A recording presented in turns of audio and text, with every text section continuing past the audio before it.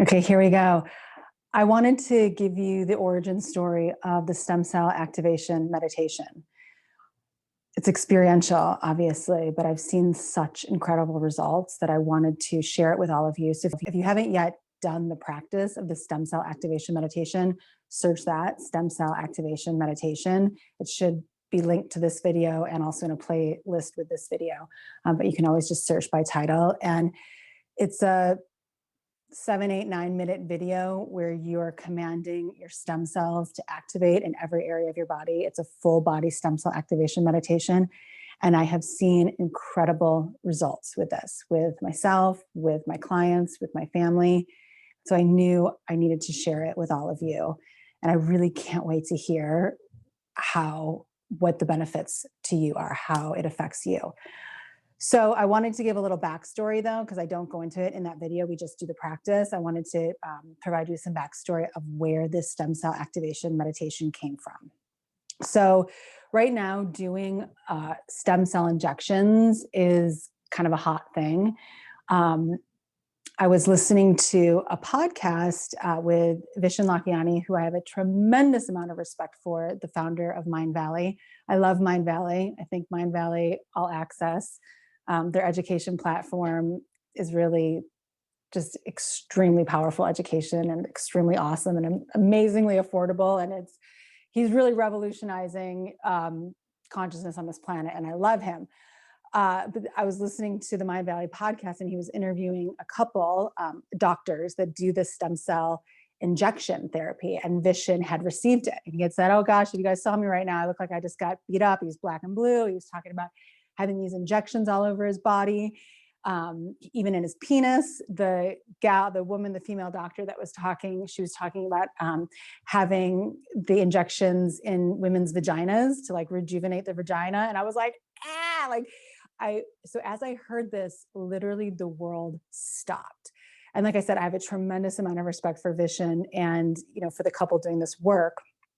But I knew I had this strong knowingness that it was not necessary to inject other people's stem cells into your body for any kind of healing or rejuvenation. Now they're seeing amazing results from this because stem cells, what they're doing can produce a positive result. But what I'm suggesting is that our bodies can, by command, create their own stem cells. So the way that I came to understand this was, as I heard this podcast, literally the world stopped. I was walking in my beautiful neighborhood in Los Angeles, and all of a sudden, the wind ceased to blow, the birds ceased to fly, and I almost elevated myself up, and I had this extremely clear and loving awareness that we can just command our own stem cells.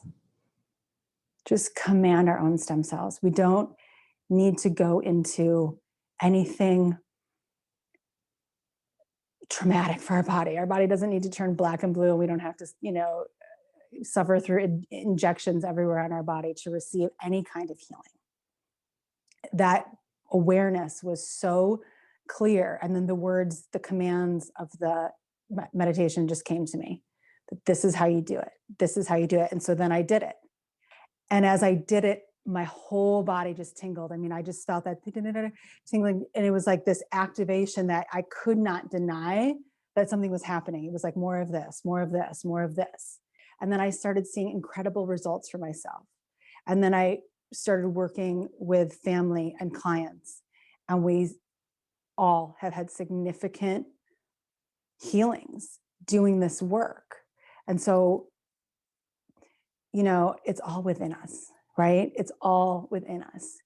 And, Dave Asprey, who I also have a tremendous amount of respect for, he's extremely intelligent, very well studied, and loves reading, scientific studies like me.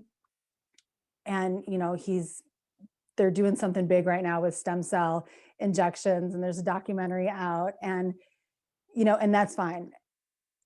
But listen, when I had my second baby and I went to Cedars-Sinai, the hospital in Beverly Hills, for a hospital tour, I personally did not want to have a hospital birth, but I had a C-section with my first that I didn't want to have. And so it was highly recommended that I not try my second at home. And so I was going into a hospital birthing environment and I wanted to have a hospital tour. And the only paperwork that was given to me in my hospital tour, the only thing that was handed to me was a brochure on how I can donate my cord blood and how it doesn't cost me anything to donate my cord blood. And I wanted my baby to receive all of his cord blood. And my OBGYN said, oh no, we can't. Okay. I said, let's do delayed cord clamping. And she said, oh yeah, we do delayed cord clamping. And I was like, okay, how long? And she's like 60 seconds. And I was like, that's not, I said, I want my baby to have all of its cord blood. My baby deserves all of its cord blood. And she was like, oh no, we can't do that. There's a lot of really smart people that, come to the conclusion that 60 seconds is as long as we can hold before we clamp. Otherwise the baby gets cold. And there's so many reasons why that's so absurd. And it's like, they just assume they're talking to people that like don't know anything. I mean, you put a blanket around the baby, have the baby on my chest. There's a lot, no, you don't worry about the baby getting cold. And so you cut the cord and basically steal all of the baby's stem cells that are in the cord blood. So the paperwork that I received was extremely manipulative. And people don't even know that their babies, the stem cells that deserve to be received into their baby are being cut. They clamp the cords and then they take all the stem cells that are in the umbilical cord and they sell them. And it's very profitable. It's very, very profitable. People are spending $100,000 to get these stem cell injections. And because they're desperate for it, right? They're like in pain, or they just want the beautification, or they just want the youthfulness or whatever. And so they pay for it. And the thing is like, you don't steal the cord blood from babies to profit. Like, I know I'm going to probably get some really nasty comments on my perspective of that. And that's okay. People can have their own opinion about whatever. I feel that children deserve to have all of their cord blood, delay the clamping of the cord 2 minutes, 3 minutes. I mean, I've been a part of plenty of home births where the cord wasn't cut for 10 minutes or longer. And you're holding the baby. The baby's not compromised in any way. In fact, that's the best thing for the baby, to receive all of those stem cells that are in that cord blood to just power their bodies up. So I am morally, ethically not aligned with using other people's stem cells to inject into me, especially when the person doesn't even really know that they're giving them up. So that's one issue with it. And also, I just fundamentally don't think that we need to inject anything into us to create any sort of healing effect. I know that our body is its own pharmacy, that we can create everything and anything within our own body.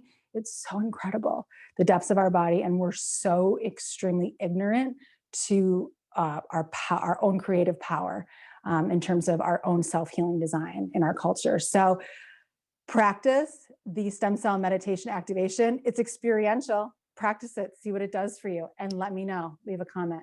Okay, there's lots of love here for you. Bye.